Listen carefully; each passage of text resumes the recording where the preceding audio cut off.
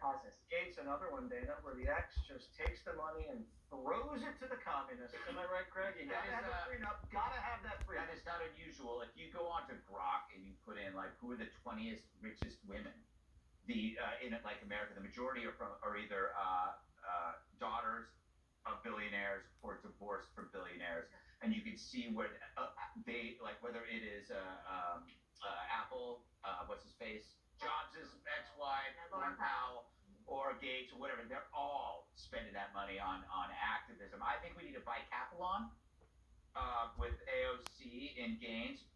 Debate, swim, and then a hot tub party at Kudlows.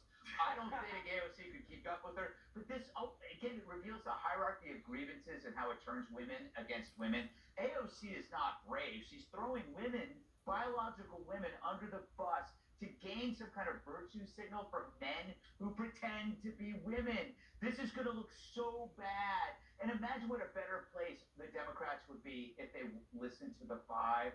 We have been talking about this forever. I'm beginning to think that maybe on this show from now on, we give the worst advice so the Dems will do the reverse. It's kind of like the Dems are like the daughter who only dates guys her parents hate. Mm-hmm. So we actually said, you know what?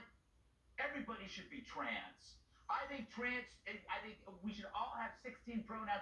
Then they would have probably embraced more traditional things. Because none of their stuff is based on truth. It's based on reaction, identity, the instant gratification of status that they get from being seen as caring. It's kind of sad. They got to start seeing people as individuals and not as identities, because it's also created. This is one last thing.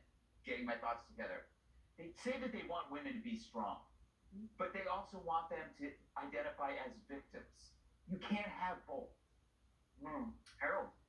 Now listen to, I watched this video again and again, and I watched Ms. Gaines say what she said, and I wondered why Congresswoman AOC, who was very smart and capable, why she would respond that way.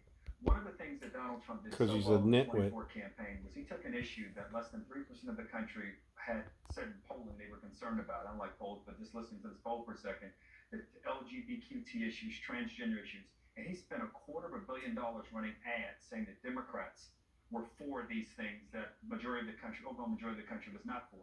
What he did was he disqualified us. He disqualified our values. He disqualified our positions. And instead of talking about our positions, we're engaging them in an issue that is not a win for us. I give the president credit I give him credit on closing the border.